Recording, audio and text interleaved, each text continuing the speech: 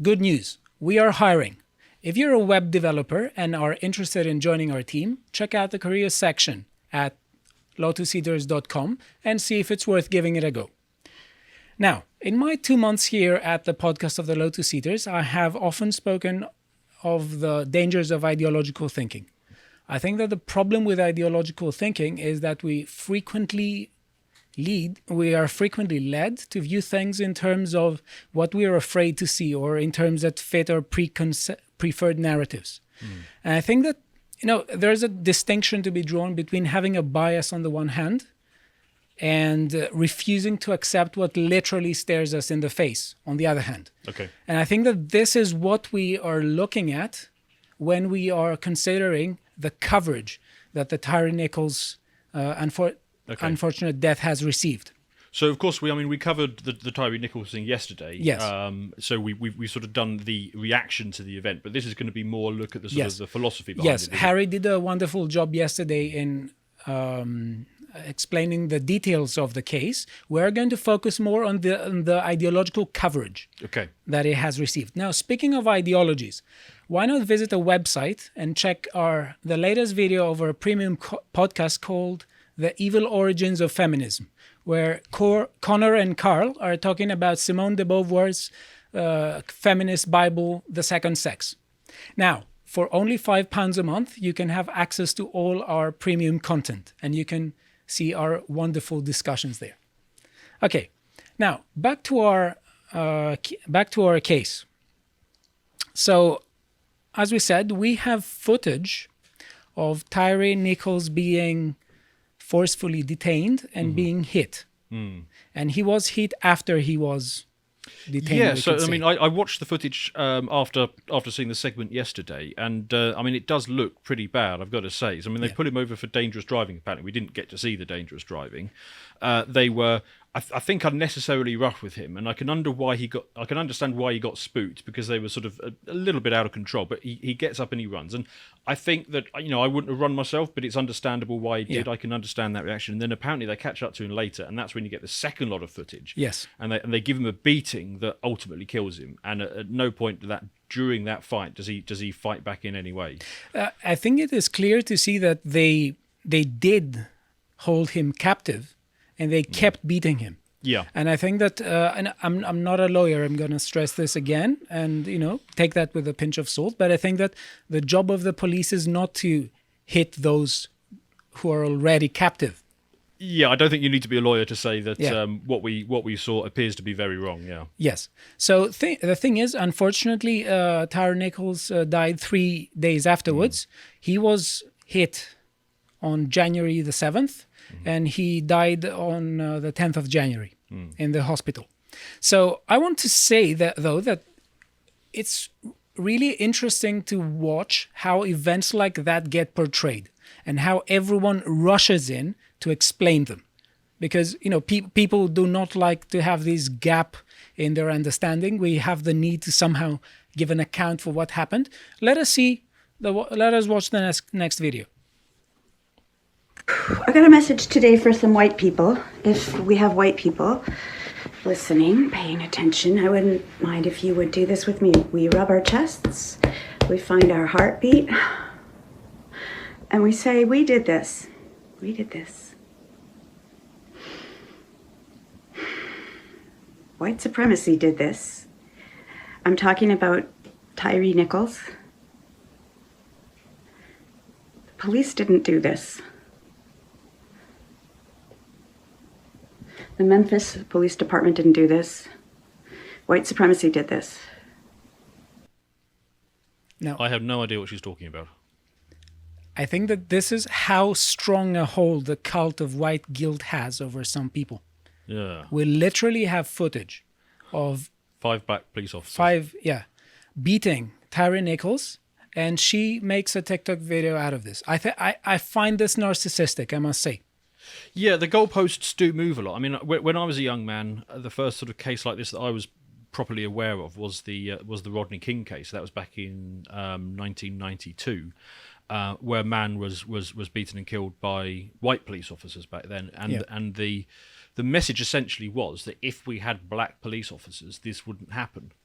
And here we've got a case where, it was 5 black police officers and exactly the same thing happened. So I don't know whether she's trying to make some other point about systematically or structurally or something like that. I mean, presumably that's... that's where most of people who speak in such a manner go. Yeah. But you could say that this is just, an idiot in TikTok. Let us just look let us go to Congress. And let us click the next link, and I'll read from it. It's from the Gateway Pundit by Cassandra MacDonald. Now, Representative Cori Bush blames white supremacy for police killing of Tyree Nichols and calls for civilian traffic enforcement. Now, just from the title, again, I'm not a lawyer, but when we have people calling for civilian traffic enforcement, this seems to be like a message to people to take the law into their own hands. And this is not by someone. This is by a member of Congress. It's not just by nobody. Presumably she's talking about something like moving it to a non-police sort of civilian arm of the government, something like a bit like the post office or the IRS. It would be some sort of branch of federal government or even state government, but not within the police. Let's see. So I read from the text. Far-left Congresswoman Cori Bush has issued a statement blaming white supremacy for the police killing of Tyree Nichols, despite everyone involved being black. Representative Bush is also calling for civilians to handle traffic enforcement. Nichols, 29, died in the hospital 3 days after being brutally assaulted by five Memphis police officers during a traffic stop on January 10. Let me say he died January 10. He was hit January 7. Okay, so all 5 former officers, Tadarius Bean, Demetrius Haley, Desmond Mills Jr., Emmett Martin III, and Justin Smith, have already been arrested and charged with second-degree murder, among other charges. In her statement, Representative Bush began by saying that Tyree Nichols should be alive today. He should be playing with his 4-year-old son. He should be skateboarding and photographing sunsets. But instead, Tyree was brutally beaten to death by Memphis police officers. And now, instead of seeing the photographs he took, the world watches Tyree crying out for his mother in his final moments of consciousness. The extremely far-left politician said that charging the police is not enough, and that the nation needs to dismantle its racist policing system rooted in enslavement. Charging the officers who brutalized Tyree is not enough, Bush continued. Our country will continue to sanction the taking of black lives with impunity until it embraces an affirmative vision of public safety and dismantles its racist policing system rooted in enslavement and government control. And let's be clear, merely diversifying police forces will never address the violent, racist architecture that underpins our entire criminal legal system. The mere presence of black officers does not stop policing from being a tool of white supremacy. So the ask has been shifting, because it used to be an ask for black officers, and now it's like, okay, that isn't going to be enough. The problem is it seems to me is that race is not the critical factor here. It may be even a tertiary factor here, unless you're looking at it from the other side. So I mean, the question that I would ask is it possible for US cities to have the type of policing that they want? Is there something about US cities that makes them different to other cities of their size? Because, I mean, if you look at Memphis, I understand it's got a population of about 600,000. So that puts it about the same size as Helsinki or Oslo or Rotterdam or Athens, cities in Europe. Those cities do not have these type of problems. Now, is that coming from the police's side, or is it coming from the demographics and culture of those cities? I cannot give an answer, but it seems to me that we shouldn't rush into embracing, totalizing, and generalizing statements. We shouldn't say things like, all white people are doing this, all black people are doing that. I think we should be more open. And one thing to point out to what you said, you said that it was never enough. I think that the whole woke movement is designed to ask for things that are never good enough, because it's based upon a particular mindset. It's not the mindset of a person that says, this is a goal, we are short of it, and we need to achieve it. It's constantly, no, let's find new ways of finding problems. So, I mean, I agree with you when you say that we can't just find simple and generalizing solutions that apply to this. And I think what this Congresswoman is doing is she's starting to recognize that it is more complicated, that they got the ask that they want, which was more diversity in police officers, and it didn't really change anything. So she's starting to realize that there does need to be a more complicated and more thought through solution. The problem is she has nothing to fall back on other than those simple solutions, which is white supremacy. It's the only narrative she has in her mind to be able to interpret this problem. So she understands it's more complicated than that, doesn't know how to do it, so says, okay, well, the complicated structure that it sits in, that must be white supremacy, instead of saying, okay, maybe let's park the white supremacy for now and have a think about what else is going on. Yes, I agree. And it seems to me that she does not have a positive vision yet, or maybe I haven't checked, but it's really important when you are calling for reforms not to just say the system. Just, the system is wrong, there are some bad incidents, let us just destroy the system. I think it's much better if we're particular in what we're talking about. Because, I mean, if I was to apply economic theory to this, what I'd say is, are the parties involved acting rationally? Yeah. Now, I would say that the police probably are, because, I mean, think about it like this, okay? So if the police interact with somebody in the US, especially in a city like that has the demographics and culture that it has, they've got basically, let's simplify it down to two approaches. They can be either too aggressive or they can be too passive. If they're too aggressive, you're probably going to be fine, because it's actually really rare for police to be brought up on charges, or to even if it does go to court, for them to be found guilty. It's quite a recent phenomenon. It's only really happened since the George Floyd thing, and maybe a handful of other cases where the police have really been taken down. So, I mean, there have been other cases. I mean, for example, was it Daniel Shaver case? That guy who got shot in the hallway. I mean, that was blatant murder. This was. I don't remember if that's the exact name, but something like that. And there have been sort of cases I've seen that have been sort of real sort of police brutality, and they've just sort of walked away from it. But okay, you compare that with the other way, because what we don't see is all those cases of where police officers have engaged with somebody and they've been too passive, and then that guy has taken their gun off them or run them over, and occasionally you do see videos like that. So look, if you're the police officer, you're thinking to yourself, okay, if I've got a choice of being too aggressive or being too passive, and passive could get me killed, and that does happen, and aggressive is, the system has got my back, well, I want to see my grandkids one day, so I'm going to go with the aggressive option. And I think that it is important to point out that in this case, I think that what you're saying does not apply to the officers that beat Tyree Nichols, because they had already detained him, and then they continued beating him, as the footage shows. Yeah, I mean, once it had got to that point, I mean, what you're really looking at is five guys in their late 20s at peak testosterone levels, and before they ever put a badge on, they were destined to be, guys in their late 20s with too much testosterone. That's a lot of what's happened there. Okay, so I continue reading from the text, and we're finishing, and we'll see again what Cori Bush said 2 years ago. So Representative Bush continued on to call for unarmed emergency first responder agencies, 911 diversion programs, civilian traffic enforcement, and other bizarre anti-police solutions. It is abundantly clear that rogue, militarized policing has never and will never keep us safe. Those are her words. Following a year of record-breaking police killings, prevention is the best path forward, the Congresswoman wrote. Achieving genuine public safety requires investing in our communities. We need unarmed emergency first responder agencies, 911 diversion programs, civilian traffic enforcement, community-based and led interventions, safe passage to school, and violence interruption programs, behavioral health and crisis support, treatment, nutrition support, housing security, basically everything. And programs for youth and families, survivors of violence, and individuals exiting incarceration or criminal supervision.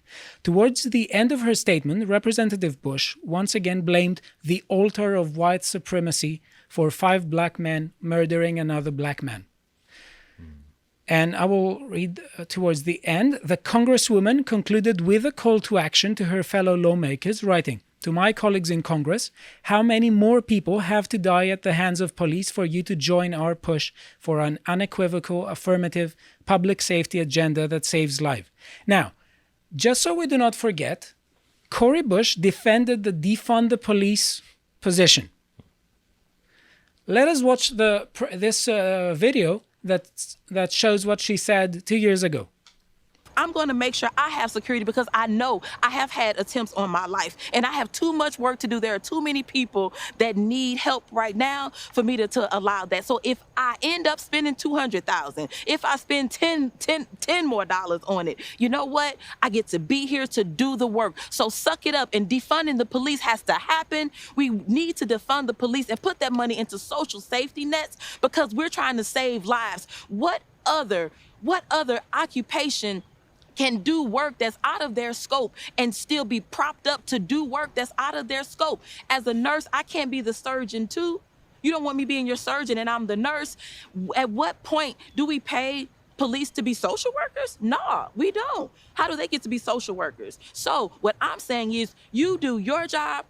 Let the people who have gone to school with a particular skill set do theirs. Neither defunding the police and being able to have security because those same folks are causing it.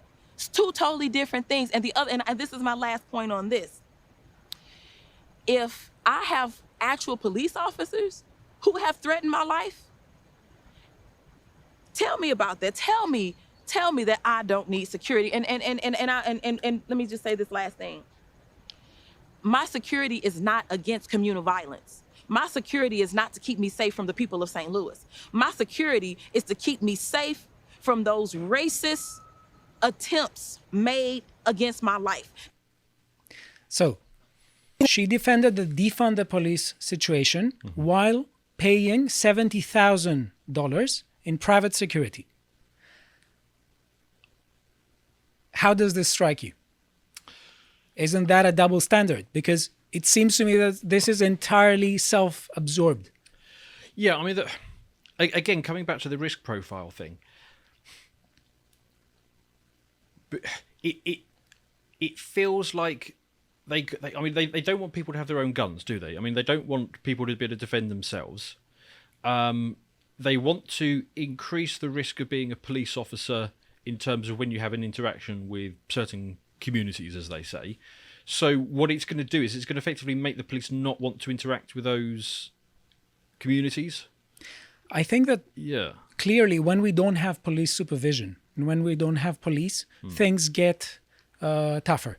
And especially there is a portion of the population, presumably a portion of the population that does not have $70,000 to spend in private security, that less policing makes them less safe. I'll put this to you. I heard an interesting suggestion on Twitter. Some guy said, the way to fix the police would be to make it so that you can sue them, the same as you would with a private security detail. I mean, if a private security detail killed you, you could go after those private security firm or the individuals or whatever it was. It's because the police, it's much harder to do that. So make it so that you can sue the police, and that if a settlement is awarded against them, it comes out of their pension pot. And basically the guy was saying what that would do is it would encourage them to clean house themselves, because a private firm cannot act the way that the police can. So I mean, if you go into Starbucks and you kick up a fuss, and the staff at Starbucks end up giving you a punishment beating that causes you to die 3 days later, that Starbucks is going to get sued. Those individuals might get sued individually, whereas that doesn't tend to happen to the police. So maybe that's a way to do it. The problem is, let's say we did that, where the officers could face a much higher risk of individual comeback, and their pension funds could be hurt if they did it. What would the response be? And the response might be that they just basically give black areas a wide berth, that they don't go into them, that they don't interact with black criminals for fear of what it could do to them. And that brings me back to the question I started this with, is it possible for US cities to have the policing that they want, given their culture and demographics? I really cannot give an answer, but what I have to say about that statement by Cori Bush is that she seems to me to focus only on her situation and generalize from her situation to the situation of everyone else. So she says it's my life that has been threatened. So I paid $70,000 in private security. The thing is, not everyone has. And what does she do?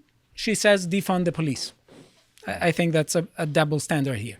So let's watch the next video about Iman Aiton on black anti-blackness. Let's watch. Explain it a little bit better. Okay, so anti-blackness is baked into society here and in the US, and black people are not impervious to that. And so what people fail to realise... So black people are anti-black? Yep, this exactly. So let me explain it. I know it's very confusing. Nonsense. So let me explain it, Piers. So what people fail to realise is that when black people have to contend with racism, they can end up internalising it. And that can result in low self-esteem, self-loathing and rejection of one's community. And when you combine those feelings, which as we know are also referred to as unconscious bias, when you have those feelings and they are compounded by hierarchy and power, it can lead to an individual abusing said power and projecting their self-hate onto another. And this is why, in my opinion, why we see black and white police officers killing more black people than we do white. Reason why is because of racism, which includes internalised racism, Piers. Right. I think that's complete nonsense. You would, because you're a white man and you don't understand. Exactly. I'm white, therefore my skin colour means I have... Because you don't have the lived experience. My skin colour means I have nothing to do with it. That's easily falsifiable, by the way, because you could simply look at how policing, what policing results are like in black majority countries, African countries. But you have this ideological thinking that the ideologue is always going to twist it, and she would respond to you, I think, well, they have internalized racism. Now, I want to focus a bit on this because it seems to me that it robs agency of African Americans. Yeah. And I'm really scared of this. I'm really scared of this tendency, of the urge to interpret everything in some of the most implausible way that fits the narrative. And I want to ask, because you mentioned your economist's perspective, isn't there this methodological principle, Occam's razor, that it comes from William of Ockham? But it's used in the sciences, in all the sciences, that when you have rival explanations of a phenomenon, usually you should accept the simplest one. So the question is here, what is the unless saying that out loud is going to get you cancelled and... Yeah. So the question is, what is the simplest explanation here? And I want to show a distinction between ways of dealing with events and how we interpret it, and to show the difference between what we say the common sense perspective on the one hand and the more ideological perspective on the other. Now, you could say that from the common sense perspective, we treat each other as individuals with free will and moral responsibility. This does not mean that everything that happens to our lives is up to us or under our control, but there is a limited area, at least we assume this way, where things are up to us and we are morally responsible for what we're doing.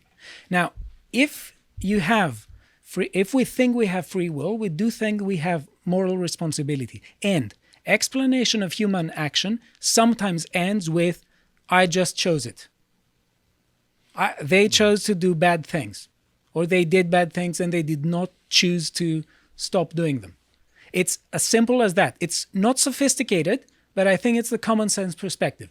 Now, if people deny free will, they constantly view human beings as being, basically in mechanistic terms, they view us as entirely passive machines, and they try to constantly give a non-personal explanation of why things happen. So they will never stop with choice. They will constantly appeal to structures, impersonal forces. They will never talk about human beings. Yeah, I think that's right. I do actually place some blame on structures. I mean, I don't like a lot of the way that government operates. And if you are given a shield of immunity because you are part of the government, I mean, I'm kind of with Michael Malice on a lot of this stuff. Is that why should the government have any powers that a private individual doesn't have? A private individual cannot sort of burst into your home with guns drawn, but the government can do that.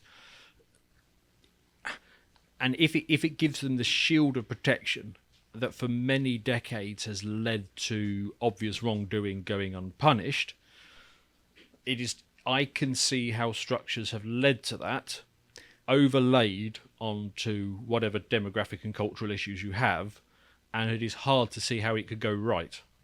Yeah. But when you say that structures are particularly to blame, or would you say that it is people behind them who misuse them? Or would you say I don't say it's particularly to blame. I say, I mean, it's as Jordan Peterson, I suppose, would say, it's a multivariate problem. Yeah. If you have governments that have a monopoly on violence, yeah, and consistently it is able to exercise that monopoly on violence without consequence, and then you put that in a city with the demographics of Memphis, and you have 5 young men who are sort of amped up in a situation like that, it's very difficult to see how you couldn't have had a sort of different outcome with it, unless significantly one of those factors had been changed beforehand. And all this is to acknowledge that actually, most of the time, the interactions that police have are completely the opposite way around, where the police are behaving perfectly reasonable. I'm sure that happens 999 times out of 1,000. The police are behaving completely reasonably, and it's the other person who's behaving absolutely awfully. We just don't ever get to see those. Yeah, it is because the irregularity captures our attention. Yeah.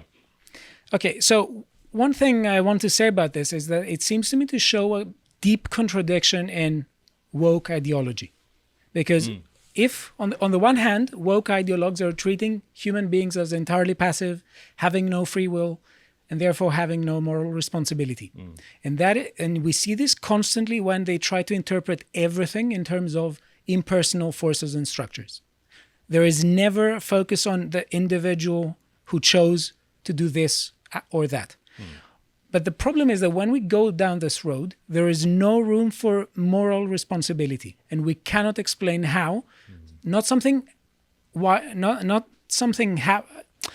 me rephrase. We cannot explain why something is wrong, and this is a deep contradiction in woke ideology, because they, on the one hand, they want to treat everyone as passive, but on the other hand, they want to say that those who do not support them are immoral monsters. Well, and that is why the left always ultimately comes down to a series of rules-based societies where everything is either mandatory or forbidden. Yeah. So I think it would be good if we ended this segment with Zubi's response to Aiton. All right, well, let me go to a black man and see if he's allowed to have a view. Zubi, what's your view? Okay, so I agree with the first half of everything that was said there. I agree that the video was disgusting. I agree that this is an issue of training, and I agree that this is an issue of the human heart. I think that any attempt to put the blame on this in any way, shape, or form on racism or white supremacy or white people in general is absolutely ridiculous. I also think it's pretty degrading, because this sort of idea stems from the notion that black people, black men, black women, that we do not have full agency and responsibility and therefore accountability for our actions and our words. Zubi, as ever, quite sound. Yep. Why Zubi? Yep. If you appreciated that segment from the podcast of the Lotus Eaters, you can go to lotuseaters.com to get access to all the premium content we have on the site, such as the Contemplation series, this episode on Celtic mythology. If you'd like to find out what else we're putting out, you can follow us on Getter at lotuseaters_com on Getter. Thank you and goodbye.